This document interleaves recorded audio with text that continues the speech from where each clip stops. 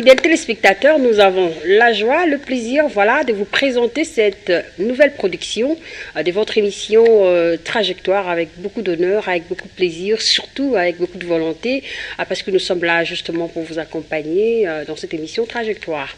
Et bien, dans Trajectoire, nous avons toujours l'obligation, n'est-ce pas, de trouver pour vous un expert, soit une personne qui a déjà fait l'expérimentation, il a l'expérience, et ben pour encourager, n'est-ce pas, la jeunesse congolaise à emboîter les pas. Aujourd'hui, c'est le tour de l'ingénieur Jean-Marie Kalambay. Lui, il est expert en urbanisme et projets d'infrastructure en République démocratique du Congo. Il était notre invité en 2023 et voilà, il frappe à la porte de janvier 2024. Bonjour.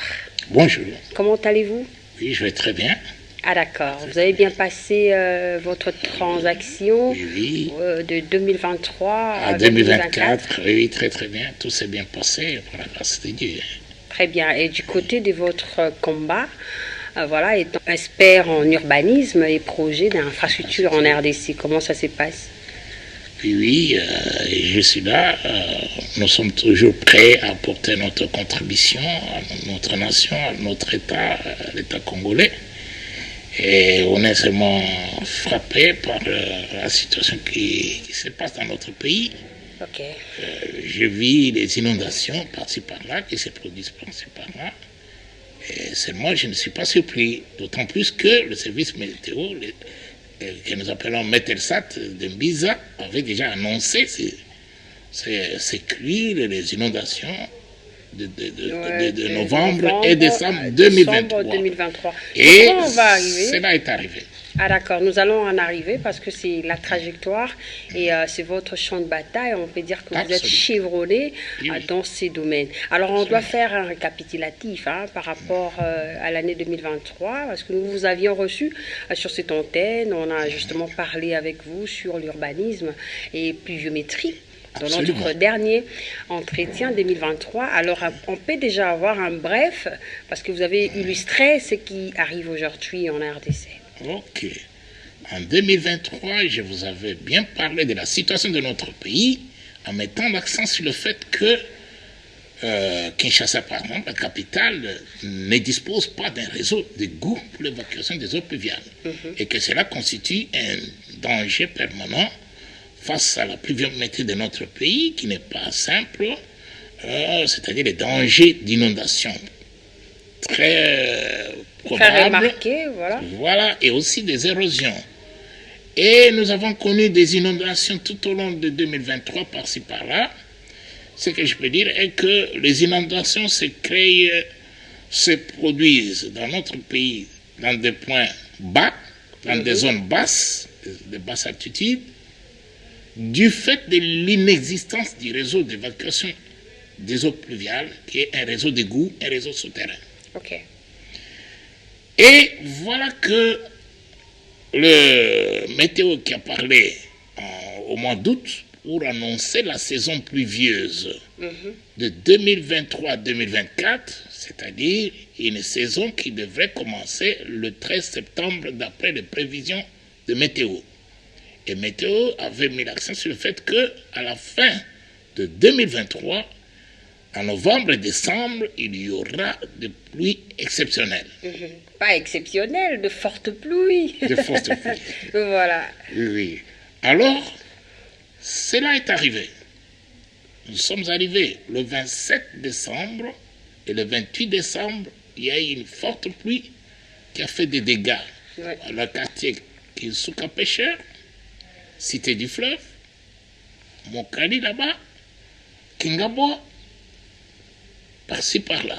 Ce sont des inondations sérieuses. Et je peux vous dire que les inondations se produisent dans des zones de deux manières différentes. Okay. Il y a l'inondation en amont de l'agglomération urbaine. Il y a aussi l'inondation en aval de l'agglomération urbaine. Très bien. L'inondation en amont se produit du fait de l'absence du réseau d'évacuation des eaux pluviales. Okay. Et l'inondation en aval se produit du fait de la montée des eaux, ce que nous appelons la crue du fleuve. Oui, ça. Alors, quand le niveau du fleuve monte au-dessus du lit du fleuve,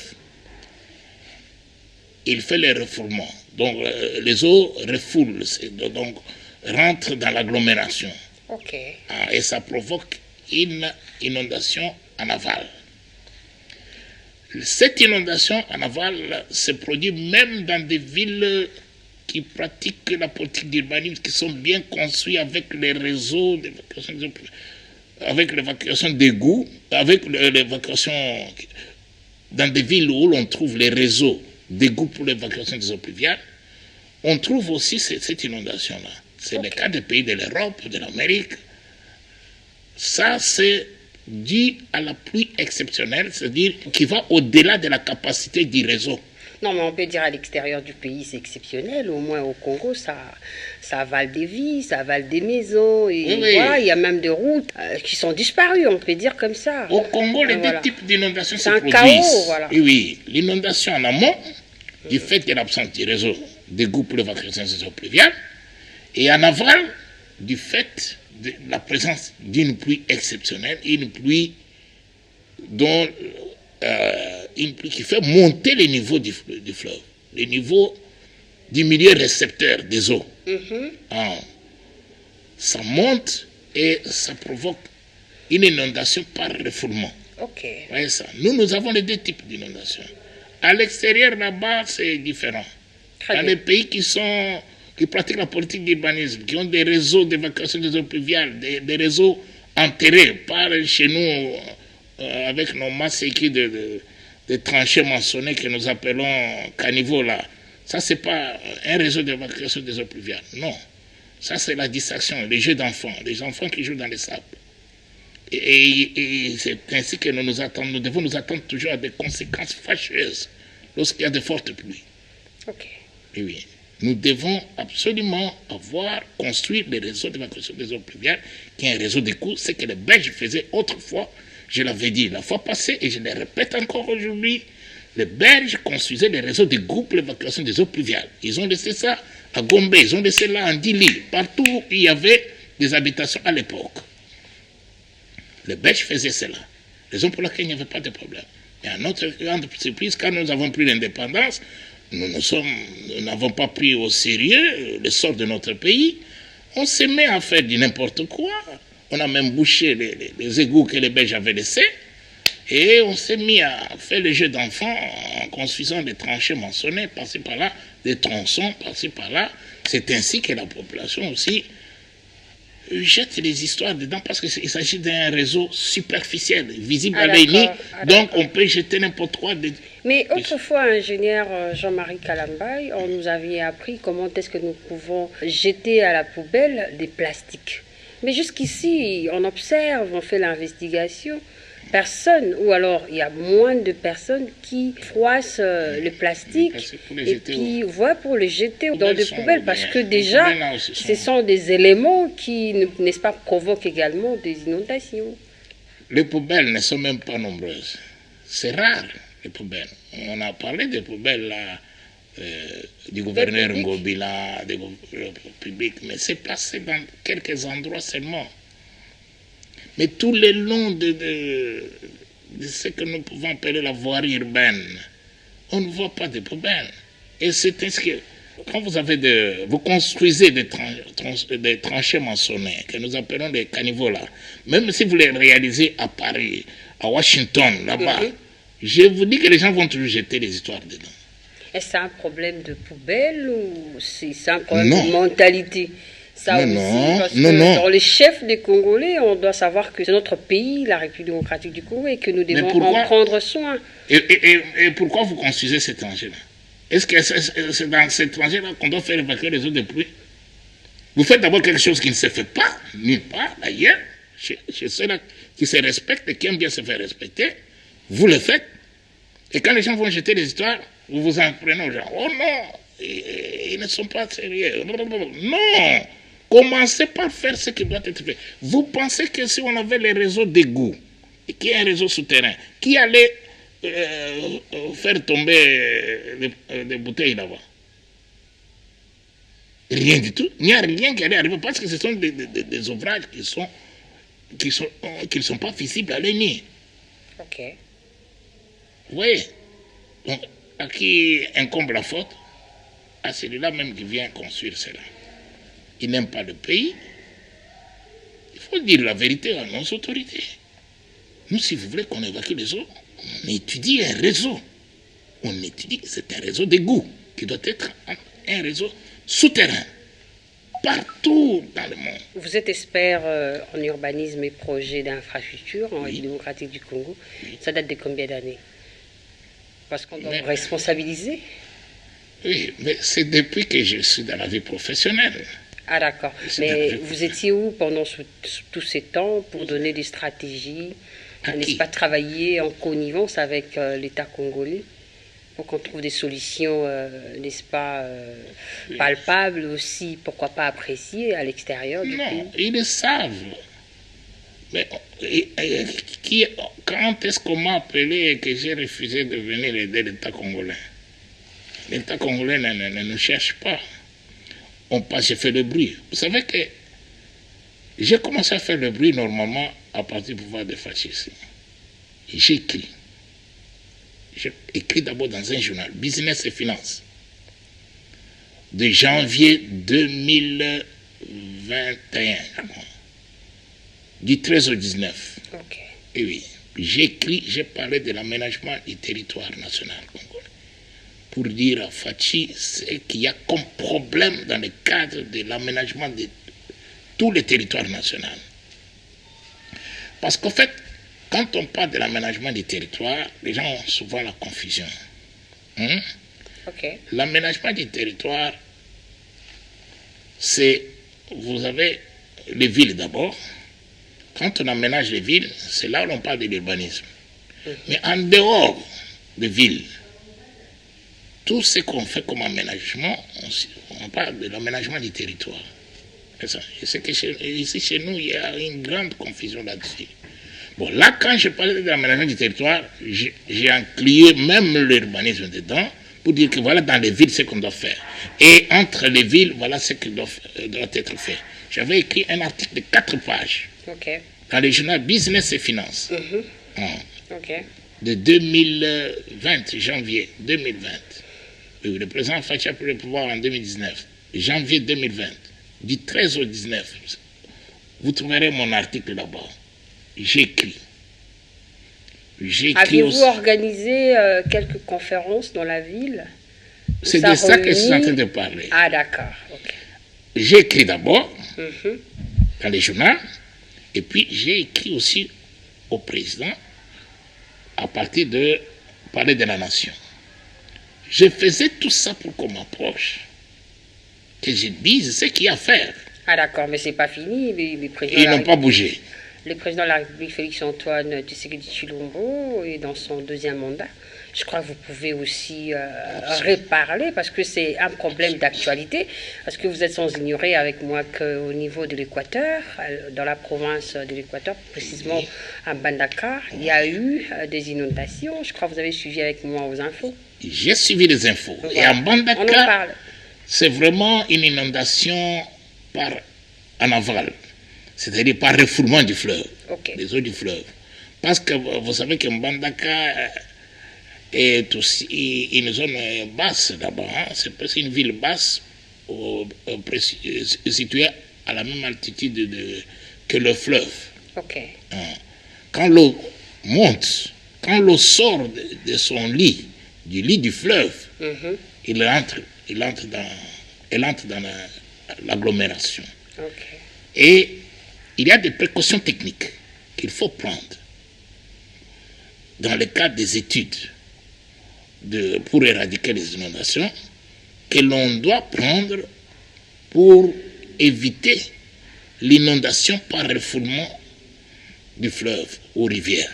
Ok. Et il y a aussi des précautions techniques qu'on prend pour éradiquer l'inondation en amont qui s'est faite soit quand il n'y a pas de réseau, ou même quand il y a les réseaux, Ok. hein, parce que les réseaux peuvent être dépassés. C'est dans le cas des pays civilisés là. Chez eux, là, quand l'eau monte, il y a refoulement. Et ça revient même en pleine ville, là. Le réseau est dépassé en ce moment-là. Ok. Oui. Mais il y a aussi des précautions qu'on peut prendre. Si j'arrive aujourd'hui en France ou en Allemagne et je vois ce qu'il y a inondation, comme inondation dans une ville déterminée, chez eux, je saurais bien suivre cela parce qu'ils ont des données au service météo, des données à la RVF de là, l'équivalent de RVF de là. Ça sera facile. Mais chez nous, il nous manque beaucoup de données. Vous voyez par exemple la pluie du 27 au 28 décembre 2023. Ah d'accord. Le service météo a écrit. Le service météo a écrit un communiqué numéro 07 49 RVF DGDL 2023. Et il est dit là-bas, la régie des voies fluviales ainsi qu'établissement public à caractère scientifique et technique porte à la connaissance du public de la crue exceptionnelle du fleuve Congo.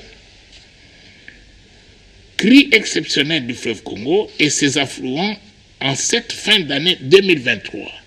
Et ça, c'était une prévision du service météo du mois d'août.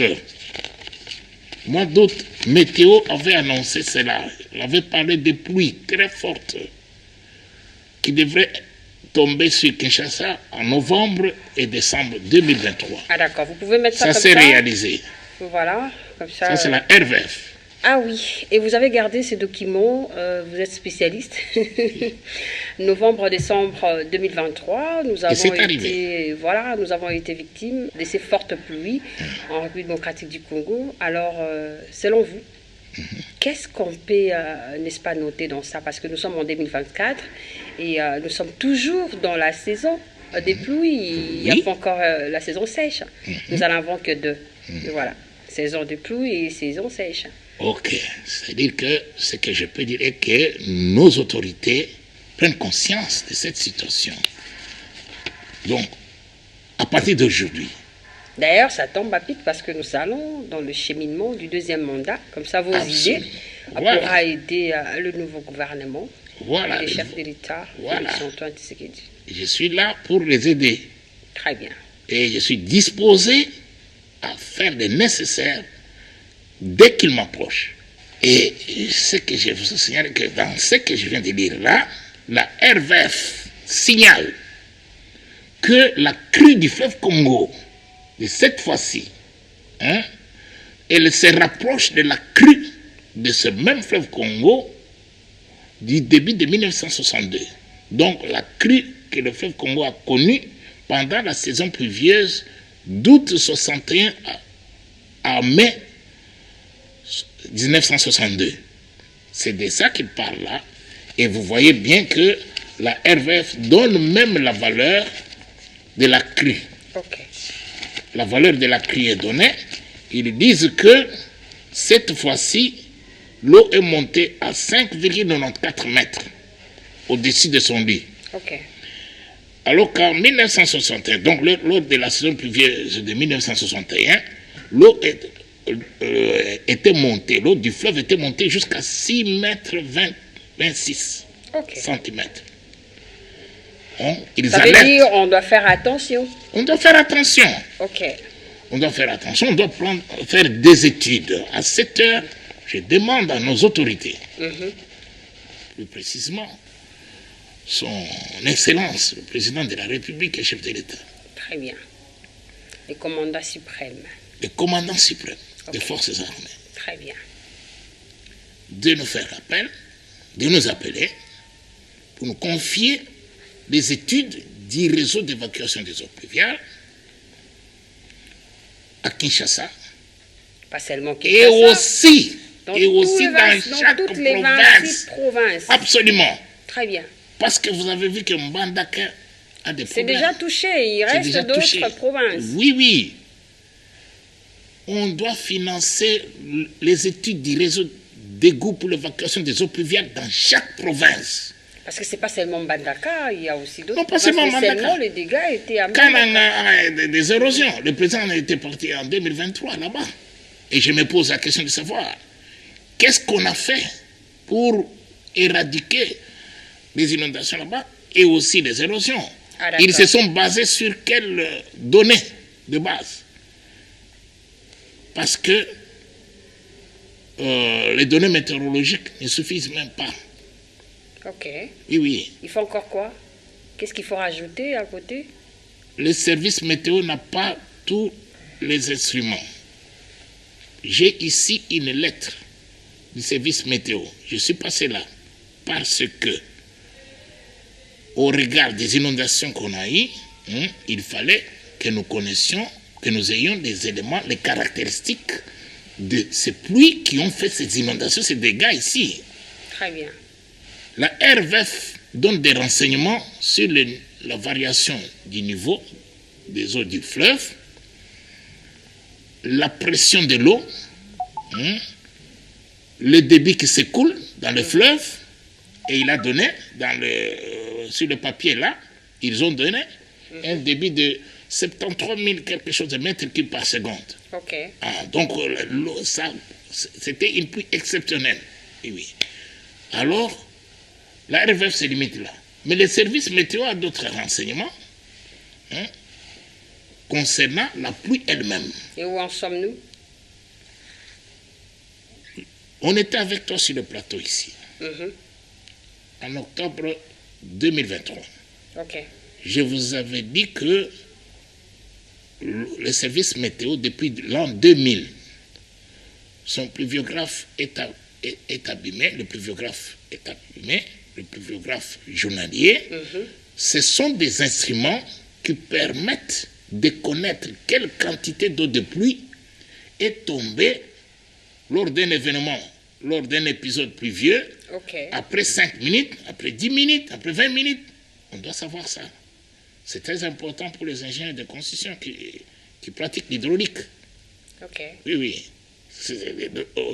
Pour les études du réseau d'évacuation des eaux pluviales. Nous avons besoin de ces renseignements-là. Et je vous dis que je suis passé là.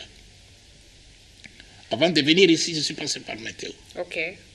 Quelle bonne nouvelle? Non, une mauvaise nouvelle.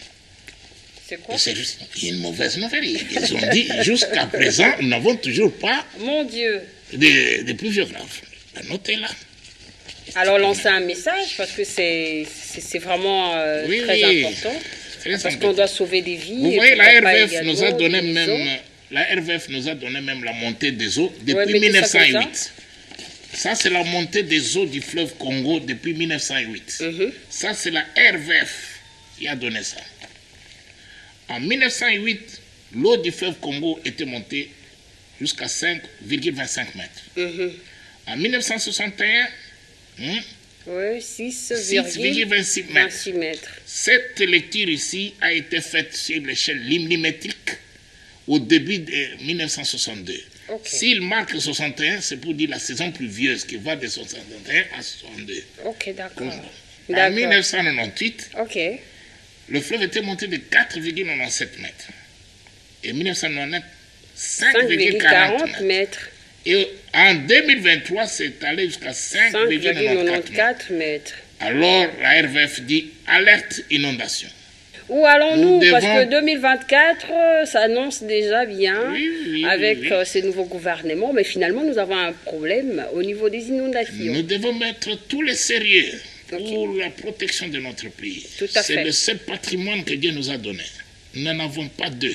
Ok, merci. Alors, nous avons fait l'investigation. On a découvert qu'au niveau de Badara, il y a une érosion qui se prépare. Vous qui êtes professionnel dans ça, qu'est-ce que vous en dites? Vous savez, ces nouvelles-là, ça me fait très mal au cœur. Quand j'apprends que, voilà, il y a eu des inondations, érosion, les gens sont morts, et ça m'énerve parfois.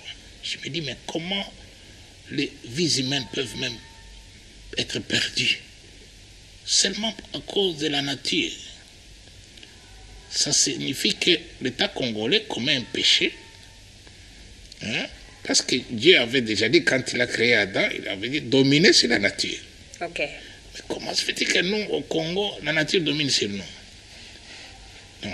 Ça veut dire que quand nous ne parvenons pas à gérer la nature comme il faut, nous commettons même un péché.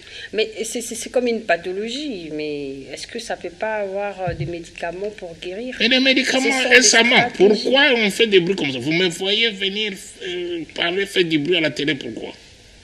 C'est pour que les autorités se rendent compte que non, il y a des gens qui savent résoudre ces problèmes. Éradiquer les inondations et les érosions, ça ne demande pas la magie. Ah d'accord. Ça que les autorités le sachent. Ça ne demande pas la magie. Ça demande quoi, selon vous? C'est l'intelligence naturelle que Dieu nous a donnée. Ça suffit pour... Donc il faut réunir l'intelligentsia de Congolais. Oui, de pour, Congolais. Non. Les Ah, Congolais, d'accord. ils sont un peuple intelligent, Ok. capable de résoudre tous ces problèmes ici. J'ai fait l'investigation également, j'étais à Badara, je crois les images les prouvent, où moi-même j'ai vécu là où il y a l'inondation, on m'a parlé des choses, hein. J'ai eu même pitié, parce que dernièrement il y a un bébé qui a perdu sa vie, voilà, à cause de l'inondation. Elle était en train d'aller pas à pas, et puis bon, on n'a pas pu récupérer cette fille, elle était morte. Et il y a des Koulouna qui, n'est-ce pas, travaillent dans cet aspect-là, parce qu'il y a du calme. Donc 18 heures, les gens ne passent plus Oui, en mais bas là, des c'est érosions normal, parce c'est qu'ils vrai. ont leur maison déjà déchiquetée, je ne sais pas quoi dire, mais finalement, ils cherchent quand même à voir où mettre la tête parce qu'ils n'ont pas où aller.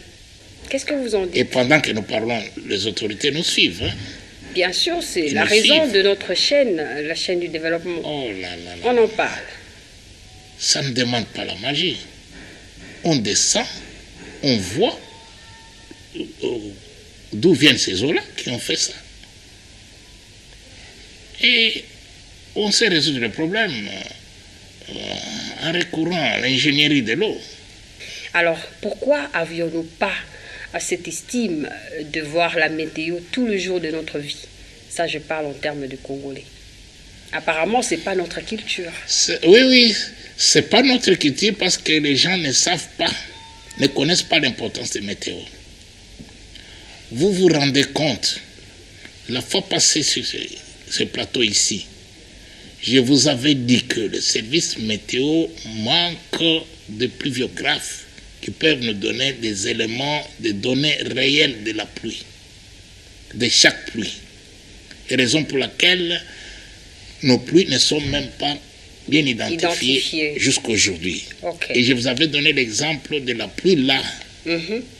de 61 sondés là. Mm-hmm. Ah, et voilà que je vous ai dit que cette pluie-là, on ne la connaît pas, on n'a pas de caractéristiques de cette pluie-là jusqu'à aujourd'hui. Et voilà que la RVF a fait allusion à ça.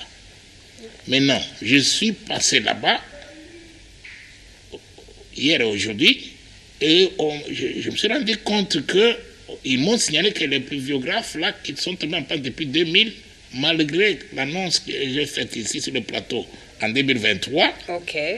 ce n'est toujours pas réparé jusqu'à aujourd'hui. Alors, que faire pour avoir des pluviographes en République démocratique du Congo? Parce que nous avons des jeunes Congolais qui, en fait, ont du talent, mais Oui. peut-être qu'ils n'ont pas cette formation pour s'intégrer. Ça, c'est un problème qui concerne nos institutions. Le gouvernement doit réhabiliter les services météo. Le problème, c'est réhabiliter les services météo. Vous vous rendez compte, ils se comportent là, ils sont là, ils vivent dans des conditions misérables. Si il manque même les frais de fonctionnement, s'ils avaient les moyens financiers convenables, ils pouvaient même faire fabriquer les pluviographes là par les jeunes Congolais qui ont des talents. Tout comme ils pouvaient acheter ça ailleurs, tout ça. Je demande à nos autorités de penser au service météo, ce qu'on appelle le METELSAT, pour réhabiliter météo, les mettre dans de bonnes conditions. Vous voyez ça? Parce que même le traitement financier n'est pas agréable, vraiment c'est honteux. Je pense que vous avez un mot pour terminer. Si possible, aussi un conseil pour inciter, n'est-ce pas, les jeunes Congolais, que c'est un domaine très important, un domaine qui demande des têtes vraiment pour que notre pays soit à la hauteur comme d'autres pays. Ok. À nos jeunes gens, je ne peux que les encourager pour leur dire qu'ils n'aient pas peur des études d'ingénieur. Oui, ce sont des études qui sont au même niveau que toutes les autres études. Ok. Oui, oui. Parce qu'il y a beaucoup à faire dans le domaine d'ingénierie. Que ce soit l'ingénierie de l'eau, l'ingénierie des bâtiments, l'ingénierie de ponts. Oui. Il y a beaucoup à faire dans le pays, le domaine d'ingénierie. Alors qu'ils fassent ces études-là, qu'ils s'encouragent. Et puis, aux autorités, je leur demande de financer le projet